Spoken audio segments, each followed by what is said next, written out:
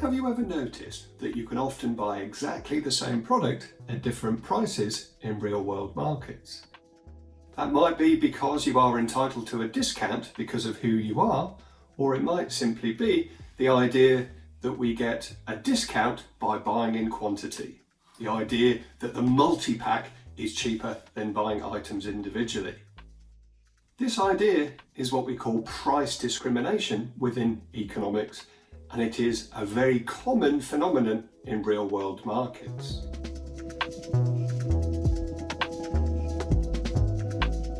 When we start our business economics journey trying to make sense of real-world markets, we often assume there is just one price, that is what we call uniform pricing. As our knowledge develops, we can introduce this idea of price discrimination, the idea that we can sell a product at different prices to different consumers, where we offer discounts based on who is doing the purchasing or potentially on the quantity that is being purchased. Now, this idea of price discrimination isn't something that applies in all markets, so we have to understand what market conditions will allow this price discrimination to take place. To start with, it is only applicable in markets where firms have some degree of monopoly power. That is to say, in markets where there is a limited amount of competition, because firms need to feel able to charge different prices without losing their customers to rivals in the marketplace. Price discrimination is also only going to be possible where consumers are willing and able to pay different prices relative to the other consumers in the marketplace.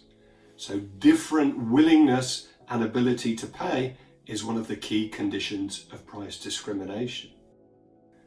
The next condition that we need to be aware of is that the firm must be able to tell your willingness to pay. It must be able to at least estimate your willingness to pay so that it can charge the right price to the right consumer.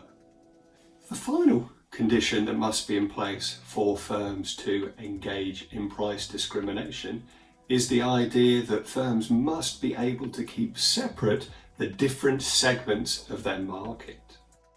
So here what a firm is concerned with is the potential for consumers to engage in arbitrage. This is simply the idea that those consumers who can buy the product direct from the firm at a cheap price will look to resell that product to consumers who would ordinarily have to buy at an expensive price direct from the company. Firms use a variety of measures to try and prevent this arbitrage from taking place. So things like your student IDs are a way of you proving to firms that you are suitable to buy products at a discounted price. So firms must have a way of preventing this arbitrage in order to successfully engage in price discrimination. After that, we know firms have many choices to make because there are many different ways they can offer different prices for the same product in real-world markets.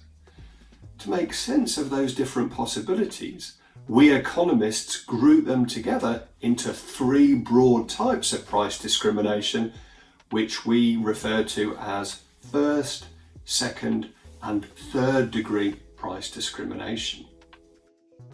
First degree price discrimination is rather theoretical in nature, and it simply involves the firm selling each unit it produces at the maximum price a consumer is willing to pay. That doesn't really happen in many real-world markets, so we'll move ahead to think about second-degree price discrimination.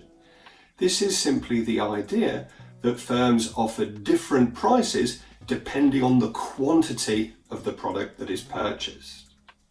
So this is something we should all be familiar with because it is the basic idea of bulk buying. The idea that if you buy one unit of a product, you will expect to pay a relatively high price for that unit, whereas if you buy a multi-pack, you can get a discount and hence each unit purchased costs a slightly lower sum. We can actually illustrate this in many real world markets, and I'm sure one of the markets you might be familiar with is buying soft drinks. So quite often you can buy soft drinks at a discount by buying in bulk, by buying a multi-pack. So what I did to illustrate this to you was to go around my local supermarket and I took a few pictures of the price tags of a very popular soft drink.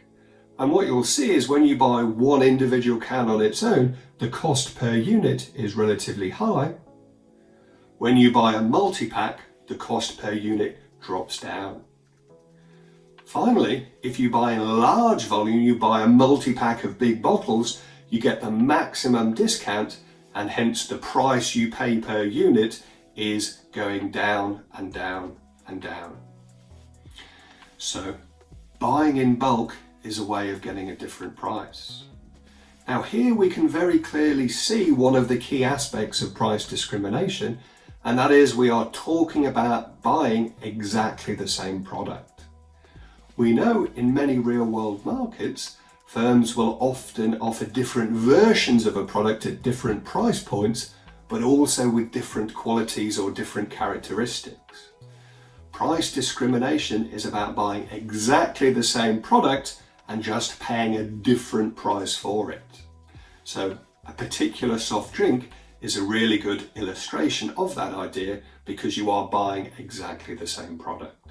Moving ahead, we can also think about the third and final possibility of price discrimination, which is what we call third degree price discrimination. And this is simply the idea that a firm will charge different prices to different types of consumers. So this is the idea that you as a student will have to pay less to go to the cinema than I would have to pay as a regular adult. The idea here is that a firm is separating its market into different segments and then it charges the optimal price to those different segments in order to make the maximum profit possible. So here we can very clearly see why price discrimination is used as a policy by real world firms, because it is a way of the firm maximizing the profits it can make. It is about making more profits. It is potentially about expanding its sales in the marketplace by charging the optimal price based either on the quantity that is being purchased in order to encourage more sales, or by charging the optimal price to different types of consumers in order to maximize the profit it makes from those different types of consumers. Now, in order to fully understand this idea of price changes and quantity changes, we economists have a number of different tools we can use, and one of those tools is to explore diagrammatically what our particular market would look like. So here you can see an illustration of a diagram for price discrimination, which shows how price and quantity are going to look like when we engage in this policy of price discrimination. To finish, let me give you a couple of things to think about. Price discrimination is fundamentally the idea that firms sell the exact same product to different consumers at different prices, and they do this so they can earn more profits. So here we can start to understand the dilemma that we face. Is it appropriate that customers have to pay different prices? There are clearly issues of equity at play here. Is it fundamentally fair that I have to pay more to go and see a film at the cinema than you do as a student? Similarly, we know firms want to engage in this policy of price discrimination because it means they earn more profits. That means we consumers are paying the firm more. So the question is this price discrimination a good thing when we look at it from society's point of view? It is clearly good for firms because they are making more profits, but is it good for consumers, those people who want to purchase these products?